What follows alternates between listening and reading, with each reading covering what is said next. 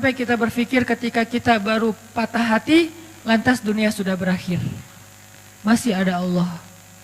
Iya sih, tapi gimana dong hidup saya nggak bisa hidup tanpa dia. Ada Allah. Nanti setelah Allah tunjukin, baru kita bilang untung ya dulu diputusin, ngomong gitu. Udah gitu kayak pamer gitu ke mantan nih biar dia nyesel. Wah, posting yang keren-keren, hasil editan, pencitraan. Karena salah satu prestasi kita tuh bisa bikin mantannya nyesel gitu kan. Astagfirullahaladzim. Enggak sih, dia mah enggak nyesel, biasa aja. Artinya kegeeran kita doang kali ya. Oh, dia pasti udah nyesel nih, gua sekarang dokter. Dia udah nyesel nih, sekarang gua dokter. Dia udah nyesel nih, sekarang gua pengusaha sukses. Dia udah nyesel nih dan segala macam. Enggak pasti juga sih. Yang jelas kita jadi ngerasa benar ya, Allah menyelamatkan saya dari dosa. Coba kalau nggak diputusin dulu, mungkin kita sama-sama udah jadi pembuat dosa yang harus kita bayar mahal dosa-dosa kita itu di dunia dan di akhirat. Satu, oh gara-gara diputusin sama dia, akhirnya Allah mempertemukan saya dengan orang yang lebih tepat buat saya, bukan lebih baik ya. Karena lebih baik itu berarti kita menjudge. Belum tentu dia jelek, enggak. Yang lebih tepat buat kita. Dan dia juga dikasih yang lebih tepat buat dia. Karena kasusnya banyak teman-teman. Ada kasus seorang ibu yang sakit kanker dirawat di salah satu rumah teduh yang tempat istri saya tuh ditinggalkan oleh suaminya. Suaminya ketika tahu istrinya sakit kanker malah pergi ninggalin dia. Tapi di kasus yang lain justru ada seorang suami setia banget nungguin istrinya, ninggalin semua pekerjaannya, tinggal di Bandung untuk jaga istrinya berobat. Padahal istrinya udah nggak bisa menyenangkan dia sama sekali, tapi dia setia kepada istrinya. Ini kan masalah Allah lebih tahu ya, masa depan kita bakalan kayak gimana, kasus-kasus kita bakalan kayak gimana. Bisa aja dengan pasangan yang Allah kasih sekarang, dia lebih sabar dengan proses kita dalam pekerjaan. Nggak survive, gagal lagi, bikin usaha ini rugi, bikin usaha itu rugi. Tapi dia nggak pernah ngeluh, bukankah dia lah pilihan Allah buat kita? Nggak usah ngeluh, kalau gitu ujian. Artinya ada aja pasti kebaikan yang kita lihatlah sisi baiknya. Dan itu bukti kalau Allah alam yajidka yatiman fa'awa. Nah sekarang coba alam yajidka yatiman fa'awa ini kita lihat dalam kasus Nabi. Goalsnya sama, goalsnya supaya kita percaya sama ma wadda'aka rabbuka wa ma qala, itu intinya ya. Nah dalam konteks sirah Rasulullah SAW, kalau kita mau memahami alam yajidka yatiman fa'awa dengan membaca sirah, itu keren banget. Allah tuh benar banget ngomong alam yajidka yatiman fa'awa. Rasulullah lahir dalam keadaan yatim, Allah lah yang memfa'awakan Nabi. Dengan cara apa? Pertama Allah masukkan rasa cinta ke dalam hati kakeknya. Sehingga kakeknya menganggap Nabi sebagai cucu kesayangan di antara cucu-cucunya. Lalu Allah masukkan rasa cinta ke dalam hati ibundanya. Oh biasa Ustadz, banyak ibu yang gak sayang sama anaknya. Nah sekarang ibunya sayang banget sama anaknya. Aminah sayang banget kepada Muhammad SAW. Yang ketiga nih yang agak unik nih. Allah masukkan rasa cinta itu ke dalam hati ibu susunya. Halimah dari Bani Sa'di atau Sa'diyah namanya. Halimatus Sa'diyah. Kan ceritanya Halimah tuh mereka dari kabilah Sa'di itu, dari orang-orang pedalaman, biasanya suka ada musim kerjanya, suka ada kerja musiman. Nah kerja musiman itu apa? Nyusui anak-anak orang terpandang di kota Mekah. Sehingga beberapa cewek dari Bani Sa'di itu pada musim menyusui mereka datang, yang mereka udah bisa menyusui, mereka datang ke Mekah mencari anak-anak orang terhormat di Mekah untuk disusui. Tujuannya dua. Satu, mendapatkan bayaran dari profesi itu. Kedua, bisa mengikat hubungan kekeluargaan antara keluarga si perempuan ini dengan keluarga bayi tersebut yang ayahnya adalah kepala kaum. Itu tujuan menyusui pada masa itu. Dan kalau sudah diikat persaudaraannya jadi kayak koalisi gitu, jadi geng gitu kan. Kalau ada sesuatu yang terjadi kepada keluarga ini, nanti yang akan ngebelain mereka itu adalah kabilah yang mereka sudah punya hubungan tadi tuh. Mu'akhad namanya, atau punya kayak perjanjian gitu. Nah, Ketika perempuan-perempuan, cewek-cewek dari Bani Sa'di datang ke Mekah, di antara mereka ada Halimah, mereka kan nyebar tuh.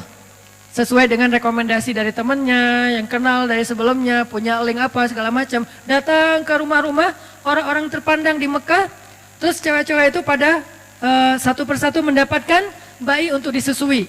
Ada yang dapat bayi dari anak orang kaya, ada yang dapat bayi dari anak pemuka kaum, ada yang dapat bayi dari seorang anak yang dermawan, apa dan segala macam, banyak lah, pokoknya banyak keuntungan. Kecuali Halimah. Ketika yang lain udah dapat bayi-bayi keren, kamu dapat siapa? Saya dapat anak kepala suku itu. Wah, beruntung sekali kamu. Berarti keluarga kamu sekarang punya ikatan dengan suku yang paling kuat. Kan keren ya. Pertama bangga, kedua nggak ada yang berani dengan keluarga ini karena dia punya link kepada kabilah yang kuat. Kayak gitu berlaku dulu tuh. Terus kayak apa istilahnya ya? Zimmah. Nah, saya baru ingat. Zimmah. Jadi punya jaminan dari keluarga itu. Jadi nggak ada yang berani. Terus kalau kamu dapat siapa? Saya dapat anaknya Fulan. Wah, anak orang kaya dong, dibayar gede dong. Alhamdulillah kalau bahasa sekarang, untung. Tapi giliran Halimah ditanya, kamu dapat siapa? Muhammad. Muhammad siapa? Ayahnya udah wafat. Hah, kamu ngambil anak yatim? Terus yang bayar siapa? Nggak ada. Hah, kasihan banget sih kamu, gitu kan ya kalau bahasa kita ya. Halimah diantara ibu-ibu susu yang lain, seolah-olah kesannya dapat yang paling tidak menguntungkan. Tapi ternyata kebalikannya. Kenapa Halimah kok memilih Muhammad di antara banyak anak bayi yang ada di Mekah? Karena begitu ngelihat Muhammad, Halimah langsung jatuh hati. Itu namanya fa'awa. Allah yang menjadikan Halimah jatuh hati kepada Rasulullah. Langsung jatuh hati. Akhirnya Halimah nggak peduli anak ini yatim atau enggak peduli dibayar apa enggak peduli keluarganya kuat, kabilahnya atau enggak. Yang jelas saya sayang banget sama anak ini. Itu yang Allah lakukan dengan Halimah. Dipeluk oleh Halimah, bahkan Halimah memperlakukan Nabi Muhammad kecil lebih baik daripada ibu-ibu susu lain memperlakukan bayi mereka karena dibayar, karena profesional. Kalau ini bukan profesional, ini cinta. Lebih dalam daripada sekedar profesi. Dan kayak gitulah cara Allah melindungi Rasulullah. Seandainya Rasulullah punya harta waktu itu, seandainya ayah Rasulullah masih hidup waktu itu, maka Rasulullah mungkin akan dititipkan kepada ibu susu profesional. Tidak sekeren Halimah. Tapi berhubung dia nggak punya harta, berhubung dia ayahnya udah meninggal, berhubung kakeknya itu nggak bisa membayar ibu susuan, akhirnya yang muncul, yang menyusui Muhammad kecil, justru seorang perempuan paling baik di antara semua ibu-ibu susu yang ada waktu itu. Yang paling ikhlas, yang paling tulus, yang kasih sayangnya paling besar, yang paling sayang kepada Rasulullah karena nggak ada motif yang lain. Ini cara Allah tuh keren banget ya. Kalau cara kita, nih gimana nih? Kasihan anak kita nggak ada uang, kasihan anak kita nggak ada kabilahnya nggak kuat, kasihan. Itu kan cuma logika kita. Ini namanya ilmiah. Tapi ada robbaniyah, ada logika ilmiah, ada logika robbaniyah. Kalau logika robbaniyah apa? Alam yajidka yatiman fa'awa. Itulah yang kita berlakukan dalam hidup kita kadang teman-teman. Kadang-kadang kita kan pakainya logika ilmiah ya. Gimana nanti kalau sakit nggak ada jaminan? Gimana nanti kalau udah lulus tapi nggak ada jaminan? Gimana nanti kalau ayahnya meninggal terus nggak ada warisan? Gimana? Ikhtiar mah ikhtiar aja. Cuman iman nggak boleh ngikutin ikhtiar. Dia terpautnya ke langit. Ikhtiar itu di bumi. Udah aja yakin sama Allah. Alam yajidka yatiman fa'awa. Saya anak tukang pangkas tapi kuliah di Mesir. Saya anak seorang ibu yang cuman ibu rumah tangga. Punya warung kecil di depan rumah tapi nggak pernah untung. Soalnya dimakan sama anaknya semua tuh, semua dagangan. Jual apa? Mak boleh ambil? Ambil. Jadi kerjaan kita tuh makanin warung mak. Jadi nggak pernah untung. Yang ada rugi. Kok bisa kuliah di Mesir? Bukankah alam yajidka yatiman fa'awa? Allah punya banyak cara. Bisa aja Allah kasih caranya dengan saya ada sedikit prestasi dalam bidang tarik suara gitu. Musabakoh maksudnya. Bidang musabakoh kayak alhamdulillah pas tampil bukan karena saya ngajinya bagus, kebenaran musabik itu mutasabik. Peserta yang lain asal tampil serak wae. Yang ini serak, yang ini salah baca. Ya udah alhamdulillah menang ya. Bukan karena bacanya keren, karena yang lain lagi nggak fit. Walaupun didoain juga sih, ya Allah serak dong please. Pas ngaji, Jadi agak-agak kurang ikhlas juga namanya musabaqah anak-anaknya kayak atlet gitu karena semangat ya semangat, jatuh dong jatuh, wah jatuh gitu. Jadi artinya kayak tadi lah tanding Pevi ya, Pevi Sanggu tadi teh nonton sama teman-teman. Begitu yang Jepang kan pas Sanggu yang street itu, yang pas Jepangnya main, yang keempat kan bagus semua tuh. Landingnya bagus, sempurna, skornya 8,7, tinggi-tinggi gitu. Pas yang kelima, duh ya Allah jatuh beneran. Wah akhirnya kita kayak bahagia gitu kan, lawannya jatuh gitu kan, berarti Sanggu bisa naik nih. Sanggu juga jatuh. Jadi kita doa, orang Jepang juga doa. Tapi sama-sama karena mungkin bukan masalah ibadah, ya Allah yang menentukan yang terbaik. Tapi ala kulihal, overall sih keren, pride. Barakallah buat Sanggu dan Pevi. Streaming, mudah-mudahan tetap semangat. Oke, balik lagi intermezzo. Teman-teman, jadi Allah memilihkan untuk seorang Muhammad kecil, ibu susuan terbaik, justru dengan cara apa?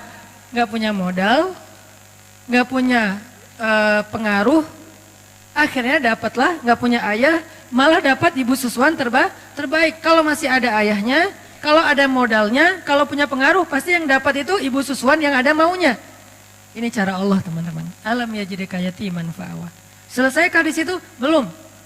Selesai era susuan, bahkan Allah memilih untuk Nabi itu tempat beliau tumbuh dan belajar bahasa adalah tempat kabilah yang paling baik.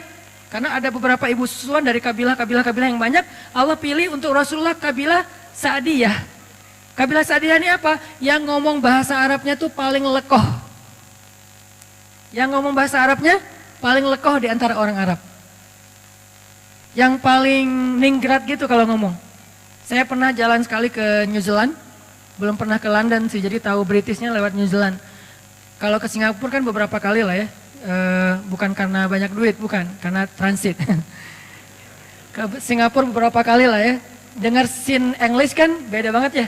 Dengar scene English tuh kayak nggak pakai aturan, nggak pakai grammar, nggak pakai apa, nggak ada lekoh-lekohnya, apa gitu santai ngomongnya. Tapi terus ada bahasa Inggrisnya American lah, orang Amerika yang slang kayak gitu-gitu. Begitu dengan anak-anak New Zealand kecil-kecil gitu, 4 tahun, 5 tahun ngomong bahasa British, itu lekoh banget, ningrat banget, jadi kayak nonton Harry Potter gitu. Dengerin aja mereka ngomong lekoh kayak gitu, kok bisa ya lidahnya gitu ya? Ngomongnya gimana sih? Itu anak Indonesia banget loh. Wajahnya etnik banget, mukanya Indonesia banget, gak bisa ditipu. Tapi pas dia ngomong, itu udah kayak dengerin Harry Potter. Lekoh banget. Ngomongnya, what-nya aja tuh gimana gitu. Ngomong no-nya aja kayak dibuat-buat gitu. Tapi kalau kita jadi lucu ya, kalau mereka keren. Nah, Rasulullah tinggal di sebuah kabilah yang ngomong Arabnya tuh paling British. Dalam analogi kita ya. Yang ngomong Arabnya bukan sin English, bukan sin Arabic, tapi Britishnya Arabic. Yang paling lekoh, yang paling ningrat, yang diksinya itu yang paling tinggi, sehingga Nabi tumbuh dengan bahasa yang seperti itu di Bani Sa'diyah. Ini skenario dari Allah. Wa wajadaka alam yajidka yatiman fa'awa. Kalau sekolah kayak gitu mahal. Sekolah Arabic yang British banget mahal tuh. Dan yang sanggup sekolah kayak gitu hanya orang-orang kaya. Rasulullah, Allah punya cara sendiri. Allah tuh luar biasa, luar biasa. Gak ada duit, gak masalah kata Allah. Nanti aku undang aja hambaku yang paling tulus, yang dia bisa ngajarin hambaku ini bahasa Arab yang paling British. Arab yang paling British, ini jangan di-cut ya, jadi salah paham. Arab British apa maksudnya Ustadz? Maksudnya elegan gitu. Maksudnya elegan, lekoh, ningrat, diksinya keren. Nah setelah Nabi lekoh bahasa Arabnya, era pendidikan bahasanya udah selesai. Kan yang paling bagus bahasa itu dari kecil ya. Karena anak kecil cepat menyerap bahasa, baru nanti dia kayak anak saya orang Aceh, istri orang Jawa, tinggal di Bandung. Tapi kalau ngomong bahasa di rumah dia yang paling nyunda. Karena teman-temannya anak-anak Bandung gitu. Jadi kalau dia ngomong Aisyah, Maryam tuh kalau ngomong sama saya malah kadang-kadang sering nanyanya ke Aisyah, Aisyah ini artinya apa sih? Aisyah ngajarin, kenapa? Karena dia tumbuhnya di Bandung. Kalau dia tumbuhnya di Aceh, dia bakalan bahasa Aceh. Kalau dia tumbuhnya di Surabaya, dia bakalan bahasa Surabaya. Nah, masing-masing dikasih lingkungannya. Nah, Rasul tumbuhnya di Bani Sa'di, bahasanya paling bagus. Udah selesai? Belum. Nanti ada era lagi, kedua setelah masanya Abdul Muthalib, Aminah, Halimah, nanti ada era kedua. Awalnya dinaungi atau dipelihara oleh pamannya Abu Thalib. Ini era periode kedua. Dan ini juga luar biasa. Abu Thalib punya banyak anak, tapi yang paling disayang justru ponakannya. Punya banyak anak, tapi yang paling disayang justru ponakannya. Kemana-mana pergi pasti yang dibonceng ponakannya. Muhammad ikut paman, ikut boncengan, memotoran gitu. Motornya keledai, onta, kuda. Memotoran aja keliling Mekah, ke Suriah dulu namanya Damaskus, kemudian ke Yaman. Yang dibawa memotoran sama Abu Thalib touring kemana-mana itu siapa? Ponakannya, bukan anaknya justru. Kenapa bisa kayak gitu? Allah masukkan cinta ke dalam hati Abu Thalib sehingga di antara semua keluarganya yang paling disayang justru bukan anaknya tapi ponakannya. Allah yang bikin kayak gitu. Sehingga karena sayangnya Abu Thalib kepada Rasulullah kecil, Muhammad kecil, akhirnya Abu Thalib tuh mikirin banget pendidikan Muhammad kecil. Mikirin banget. Gimana ya cara anak ini jadi seorang pemimpin? Anak-anak yang lain gak gitu-gitu amat. Tapi yang ini difikirin sama kayak seorang ayah mikirin nanti dia SD-nya di mana yang bagus ya? Browsing, banding-bandingin, komparasi yang satu dengan yang lain, harga, kurikulum segala macam kan ya? Nanti SMP-nya di mana ya? Nanti dia belajar ini di mana ya? Nanti dia belajar itu di mana ya? Sama kayak sekarang saya mikir anak saya nanti kalau yang dia laki-laki dia harus bisa satu. Buat saya pribadi ini subjektif banget ya. Karena saya mengkader dia rambutnya harus panjang, keriting, berarti dia surfing, skateboard. Karena model rambut udah dapet nih, kayak reggae banget lah ya. Surfing, skateboard harus bisa. Berarti belakang rumah saya harus bikin mini rem. Biar dia latihan sendiri gitu, satu. Dari sisi mainnya. Dari sisi intelektualnya, mulai sekarang karena istri memang sama-sama belajar di Mesir, diajarin bahasa Arab. Jadi kita kalau ngomong rahasia dengan istri di rumah, udah ketahuan sama anak-anak, tahu. Walaupun mereka nggak bisa ngomong bahasa Arab, tapi ngerti kalau kita ngomong bahasa Arab. Saya misalnya bilang mau sesekali makan mie instan gitu kan ya. Kan biar anak-anak nggak ikut-ikutan, saya ngomongnya rahasia sama istri, pakai bahasa Arab, saya pengen makan makarona gitu ya. Baba mau makan mie instan ya, gitu langsung. Ketahuan, nggak bisa rahasia-rahasiaan lagi, atau mau keluar gitu. Kita keluar berduaan yuk, tapi pakai bahasa Arab. Gitulah pokoknya. Jadi kita keluar berduaan yuk, nggak usah bawa anak-anak, pasti ketahuan. Kita mau ditinggal, kata mereka. Jadi karena udah dilatih di rumah dari sisi intelektualitasnya, bahasanya, nggak harus lancar ngomong tapi ngerti secara listening. Terus Al-Qur'annya, pokoknya bagian saya mah main aja, bagian yang tadi pendidikan, apa segala macam, istri aja lah. Ngafal Quran, ngafal hadis, bahasa Arab, yaudah sama Umi aja deh. Sama Baba apa? Yuk kita jalan yuk kita main yuk. Bagian seru-seruan gitu. Supaya dia nanti kalau saya cita-citanya, anak saya tuh kalau laki-laki tampilan reggae, tapi instalasi di dalamnya tuh softwarenya Mekah. Jadi anak main tapi hafal Quran, pengennya mah, ya namanya juga orang tua kan ya. Nah Abu Thalib mikir banget buat Muhammad kecil. Gimana anak ini jadi seorang leader, gimana anak ini jadi seorang yang luar biasa, pemimpin umat, itu difikirin sama Abu Thalib. Kenapa kok bisa gitu-gitu amat? Allah titipin Muhammad kepada Abu Thalib. Alam yajidika yatiman fa'awa. Allah yang titipin. Kalau Allah titipin itu udah keren banget, udah pasti. Sehingga di sebelah Ka'bah itu teman-teman, sebelah Ka'bah itu ada sebuah spot, sebuah tempat kongres para ketua kabilah, pemimpin kabilah di Mekah, namanya Darun Nadwah, itu di sebelah Ka'bah. Kalau sekarang mungkin jadi kayak makam Ibrahim gitu kan, kalau yang pernah umroh, daerah-daerah situ.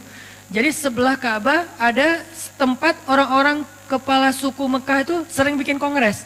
Bikin meeting, bikin apa, ngomongin tentang kota Mekah, ngomongin tentang perdagangan, ngomongin tentang politik, ngomongin tentang perang, dan seterusnya. Semuanya di situ, namanya Darun Nadwah. Nah biasanya setiap ketua kabilah, kalau pergi ke Darun Nadwah itu, mereka bawa anak kesayangannya yang laki-laki, sebagai kaderisasi. Jadi pendidikan pada masa itu tuh bukan sekolah formal, ikut ayahnya, itu pendidikan pada masa itu. Bukan sekolah formal tapi ikut ayahnya. Sehingga biasanya anak laki-laki nggak akan jauh-jauh dari ayahnya, anak perempuan nggak jauh-jauh dari ibunya.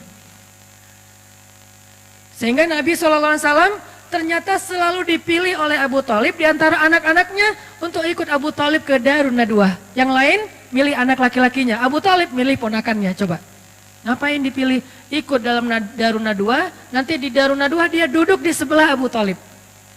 Duduk di sebelah Abu Thalib, dengerin gimana cara komunikasi dalam sebuah musyawarah, meeting, kongres, gimana cara meyakinkan orang kepada pendapat kita, gimana cara komunikasi yang santun, gimana cara debat yang baik, gimana cara ngatur pemerintahan, gimana tentang politik, gimana tentang jihad, gimana membangun koalisi, gimana, itu Muhammad semuanya dengerin di sebelah Abu Thalib. Kebenaran Abu Thalib yang paling bijak di antara ketua kabilah. Jadi dia kayak belajar langsung ke legend-legendnya gitu. Belajar langsung ke legend-legendnya. Di situ nanti ada Abu Jahal, walaupun belum musuhan ya.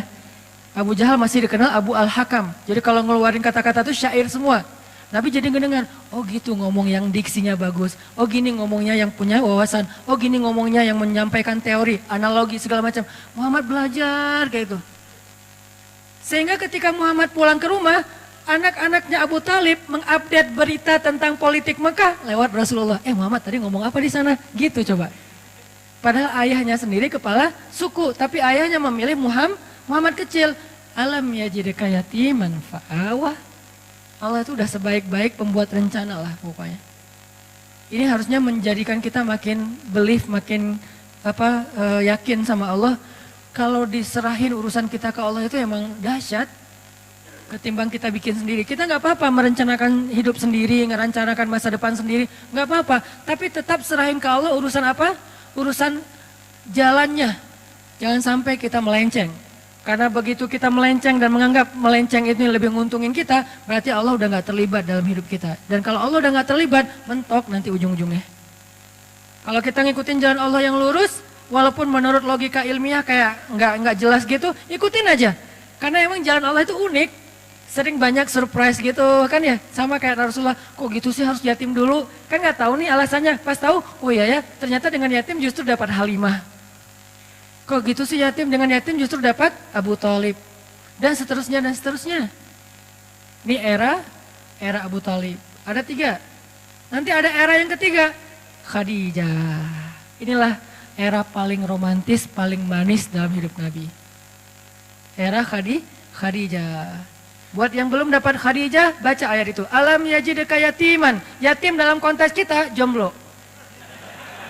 Sendiri kan? Fa'awa, ya Allah, saya yatim. Kasih saya naungan. Siapa naungannya? Khadijah, ya Allah. Sampai pertemukan saya dengan sosok Khadijah dan Aisyah. Ini udah keren banget nih. Khadijah yang sangat luas kasih sayangnya, yang bijaksana, yang matang. Aisyah yang seru. Faraha, maraha. Itu kata ulama tentang Aisyah. Faraha, maraha. Apa Ustaz arti faraha, maraha? Seru. Kalau biasanya saya nggak pakai teks Arab, sekarang saya pakai biar jelas. Artinya saya punya referensi ya. Walaupun gini-gini, LCJ. Kata Ustaz Abdul Somad, at-takabbur lil mutakabbir sedekah. Sombong kepada orang yang sombong, sedekah. Sombong sekali-kali. Kata ulama, Aisyah itu farahah, marahah. Artinya apa? Seru. Asik, nggak garing. Nggak ada habisnya. Pokoknya Nabi kalau udah dekat Aisyah, happy pasti. Duduk di sebelah Aisyah, ketawa Nabi sampai kelihatan gerahamnya. Berarti kan happy banget kan? Jarang ada sahabat yang berhasil bikin Nabi ketawa sampai kelihatan geraham loh. Kecuali Aisyah. Dan kata Nabi, Aisyah itu seperti garam. Artinya makanan, mau bumbunya seabrek-abrek, nggak ada garam, tetap aja ada yang kurang. Nabi mau jalan sama siapa aja, ada Abu Bakar, ada Umar, ada Utsman, ada Ali, ada seabrek sahabat. Kalau nggak ada Aisyah, aduh kangen sama Aisyah gitu. Sama kayak kita lagi meeting sama teman-teman, lagi ngumpul sama teman-teman, tiba-tiba sambil meeting, sambil japrian. Yang garing nih nggak ada kamu. Cie. Itu tuh Aisyah banget loh. Jadi Allah memelihara Rasulullah SAW itu era yang ketiganya siapa? Era Khadijah, masanya Khadijah. Apa salah satu ayat tentang fa'awanya Rasul di masa Khadijah? Ketika Nabi dalam keadaan pulang takut, dathiruni, dathiruni, selimuti aku, selimuti aku. Maka Khadijah langsung menyelimuti Rasulullah. Bukan ditaruh selimut terus pergi, itu mah enggak Khadijah. Ini buat cewek-cewek di luar, kalau kalian pengen jadi Khadijah atau calon Khadijah, jangan cuma ngasih selimut terus pergi nonton, update status sendiri di luar kayak gitu. Enggak, Khadijah itu menyelimuti Rasulullah dengan selimut dan juga dengan tubuhnya, dipeluk Rasulullah. Sehingga dikatakan oleh ulama, Khadijah adalah salah satu perempuan yang di dalam pelukannya lah Nabi mendapatkan wahyu. Salah satu perempuan selain Aisyah yang di dalam pelukannya Nabi mendapatkan wahyu. Wahyunya mana? Ya ayyuhal muddathir. Itu Khadijah lagi meluk Rasul. Pelukan Khadijah sakinah buat Rasulullah SAW. Makanya saya sering bilang sakinah itu cuma ada 2 tempat. Duduk dalam majelis ilmu dan dipeluk oleh istri yang halal. Pacar halal maksudnya. Istri udah pasti halal mah ya. Pacar halal. Kalau nggak ada pacar halal, duduk dalam majelis ilmu. Kalau dua-duanya enggak, berarti nggak sakinah hidupnya. Kalau dua-duanya iya, wah itu mah sakinah banget. Alhamdulillah. Tenang duduk di masjid, sakinah, pulang ke rumah, sakinah. Sesekali doang turbulence. Tapi seringnya stabil. Turbulence biasa lah. Rasulullah juga pernah turbulence dengan Aisyah. Ketika Aisyah cemburu kan wajar lah ya. Tapi Khadijah memeluk Rasulullah. Itulah fa'awanya Rasul yang ketiga. Terus pulang dalam keadaan sedih karena diomongin, dibully, dihead sama orang-orang Mekah. Pulang zammiluni, zammiluni, zammiluni, zammiluni. Dipeluk lagi sama Khadijah. Ya ayyuhal muzammil. 2 kali adegan dipeluk sama Khadijah dan turun wahyu dalam pelukan Khadijah. Ini artinya teman-teman, benarlah Allah alam yajidka yatiman fa'awa, dan itu artinya ma wadda'aka rabbuka wa ma qala. Sekarang kita bandingkan dengan Nabi Musa di surat Al-Qasas. Nanti teman-teman baca sendiri karena nggak cukup waktu buat kita baca sekarang, nanti baca sendiri. Di surat Al-Qasas di halaman keduanya paling atas tuh, 1 halaman, Allah mengisahkan bagaimana seorang Musa yatim, bukan yatim dalam arti nggak punya ayah ya, yatim dalam arti sendiri dihanyutkan ke Sungai Nil. Kan Allah mengilhamkan kepada Ibu Musa yang tadi juga ada di surat Toha yang tadi dibacain pas sholat Isya. Nah, bagaimana ketika Allah menyuruh Ibu Musa menghanyutkan Musa ke Sungai Nil sendiri? Bukan berdua dengan ibunya di dalam peti gitu. Gak tega ninggalin anak sendiri, ya udah saya peluk aja berdua yuk nak hanyut gitu. Enggak, hanyutnya sendiri. Ibunya cuma ngelihat dari kejauhan sampai hilang dari pandangan ibunya. Tetehnya ngikutin semampunya. Kan Musa juga punya teteh ya. Tetehnya ngikutin. Mana adek. Begitu hanyut. Tujuan hanyutnya buat apa? Tujuan dihanyutkan menghindari dari Fir'aun kan itu kan ya. Niat manusia. Tapi Allah punya cara kan. Kita punya keinginan, Allah punya keinginan. Dan keinginan Allah tidak mungkin ditolak. Dihanyutkan di Sungai Nil menjauh dari Firaun. Qadarullah malah masuk ke sebuah selokan sampai ke istana Firaun. Ini nih, kok gini ya caranya ya? Nah, hidup kita kadang kayak gitu teman-teman. Gak mau sama dia, amit-amit sama dia. Dia juga yang jadi akhirnya sama kita. Hati-hati ya. Ini salah satunya nih. Gitu banget. Ya Allah, please jangan dia. Please jangan dia. 4 kali, please jangan dia. Saya cuma sekali aja, ya Allah please dia aja. Jadi, kenapa? Ya Allah, bukankah engkau yang mempertemukan Musa dengan Fir'aun? Bukankah engkau yang menitipkan Musa kepada istri Fir'aun? Maka titipkanlah aku ke dia. Beda, redaksi doa Ustadz lah ya. Kita kalau doa ke Allah itu kadang-kadang boleh memakai sejarah teman-teman. Karena doa-doa para anbiya itu pakainya sejarah banget. Ya Allah, Zat yang mendengar lirihnya suara Yunus di dalam perut ikan. Sejarah kan? Ya Allah, Zat yang tidak membiarkan Ibrahim terbakar di dalam kobaran api. Ya Allah, Zat yang memberikan Musa jalan keluar ketika berada di depan laut. Ya Allah, ya Allah, ya Allah. Sebutin satu persatu sejarah tentang bagaimana Allah menolong hamba-hambanya, baru yang ujung-ujungnya, tolong saya ya Allah. Itu keren banget doa kayak gitu teman-teman. Gak hafal Arabiknya, gak masalah, pakai bahasa kita sendiri. Tapi baca dulu sejarahnya, jangan salah. Ya Allah yang menyembuhkan Nabi Sulaiman dari sakitnya 17 tahun. Bukan Sulaiman kata Allah, Ayub. Oh iya ya Allah. Jangan kebalik, udah pakai sejarah pede, salah pula gitu kan ya. Tapi nggak apa-apa sih, Allah maha pengertian lah sama kita ya.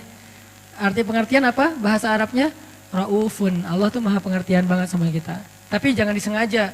Ya Allah, yang mendengar suara lirihnya Nabi Isa di dalam perut ikan. Kapan Nabi Isa dimakan ikan ya? Itu Yunus, hambaku, ya Allah itu maksudnya. Ya nggak gitu-gitu apa juga. Tapi baca sejarah, terus sebutin dalam doa, itu keren banget tuh doa tuh. Ya Allah yang pada akhirnya memberikan seorang keturunan yang soleh kepada Zakaria. Kan gitu kan ya? Beri saya seperti itu. Dikasih Yahya.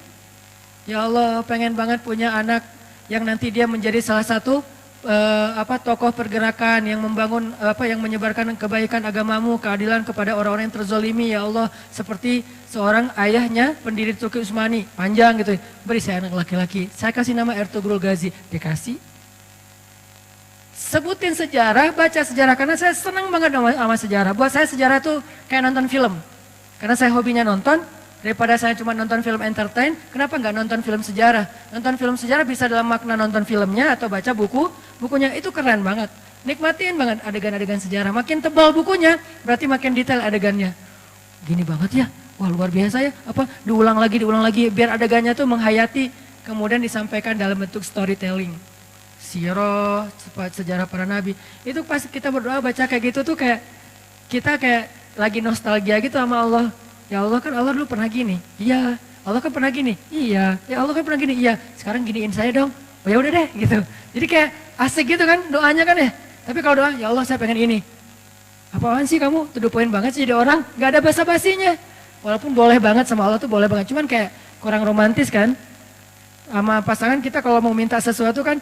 Yang kan kamu baik sama aku, kan dulu kamu gini-gini, kan dulu panjang, nih udah ada maunya nih kalau kayak gini kan suka gitu kan kalau kita ya, iya aku mau gini, ya udah deh, karena udah dipuji-puji dari tadi tuh jadi kayak gimana gitu, ya udah sayang kasihan.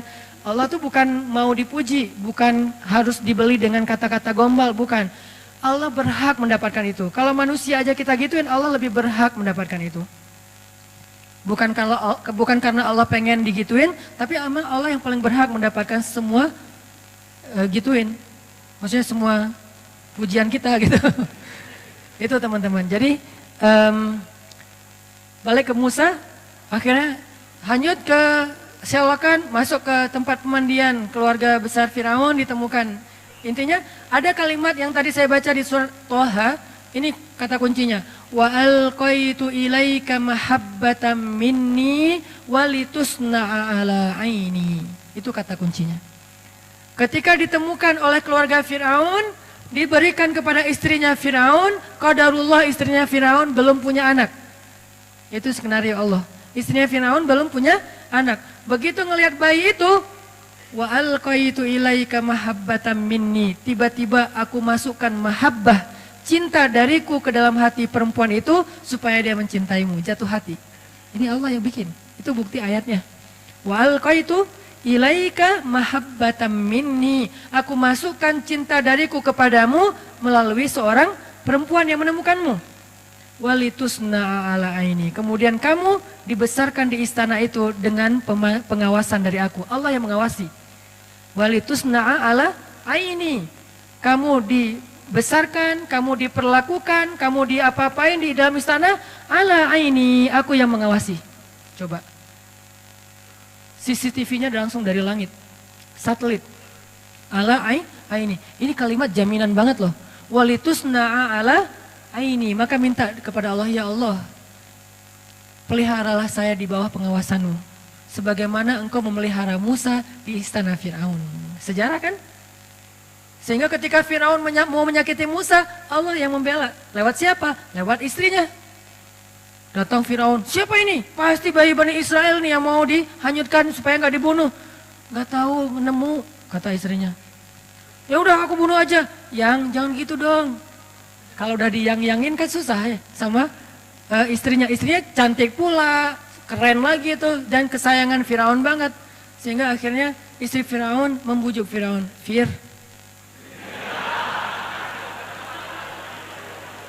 kata istrinya, Qurratu ainin li walak. Bahasa Al-Qasasnya, qurratu ainin li walak. Anak ini nyenengin banget loh, kan aku gak punya anak, aku gak nyalahin kamu kok. Tapi ternyata Tuhan mengasihi kita, memberi kita gantinya. Ini anak qurratu ainun li walak, nyenengin banget. Kamu seneng kan ngeliat dia? Enggak, qurratu ainin lak, laisa li. Kamu, saya enggak. Dia, kamu dong yang cinta sama dia, saya enggak, biasa aja. Ya udah nggak apa-apa, yang penting kan aku, kamu seneng kan kalau aku seneng? Iya sih, ya udah, beres. Ini cara Allah, walitusna'a ala aini, kamu dibesarkan di situ dengan pengawasanku. Aku yang ngebelain kamu, aku yang menjaga kamu. Kalau kamu mau dicelakai oleh Firaun pas hari mau disembelih hidup-hidup, akhirnya aku kasih ide kepada istrimu, istri Firaun, supaya menjaga kamu dengan cara dikasih pilihan. Pokoknya singkat cerita kayak gitulah, panjang kalau diceritain. Intinya akhirnya Musa selamat. Nanti masih ada adegan wa wajadaka ailan fa'agna. Lapar kan Musa? Tiba-tiba bikin audisi menyusui. Mirip dengan Rasulullah, cuman nggak pakai audisi kalau Rasulullah. Ini mirip banget nih ceritanya. Rasulullah cari ibu susu, Musa juga nyari ibu susu. Bedanya ibu susunya Musa, ibunya sendiri. Ibu susunya Rasulullah perempuan soleha juga. Cuman beda kasus, beda model. Intinya wa wajadaka ailan fa'agna. Itu teman-teman, insyaallah ternyata baru dapat satu ayat. Alam yajidka yatiman fa'awa. Itulah tafsir teman-teman. Itulah yang kita pelajari di Mesir, di Al-Azhar. Satu ayat, itu kalau mau dibedah lebih dalam lagi mungkin banyak komparatif dengan surat-surat yang lain akan lebih panjang. Tapi intinya sih bukan mau pamer ayat, pamer wawasan, bukan. Intinya adalah harusnya semua wawasan yang kita dengar tadi membangun iman di hati kita. Liyazdadu imanan ma'imanihim, bertambahnya keyakinan di dalam hati kita tentang apa? Tentang Allah, ma wadda'aka rabbuka wa ma qala. Allah tuh gak pernah ninggalin kamu, gak pernah benci sama kamu. Insyaallah next week kita akan bahas wa wajadaka dhallan fahada. Masih panjang surat Ad-Duha. Gak apa-apa ya lama-lama di surat Ad-Duha, yang penting mendalam dan setiap ayatnya bisa jadi booster buat kita.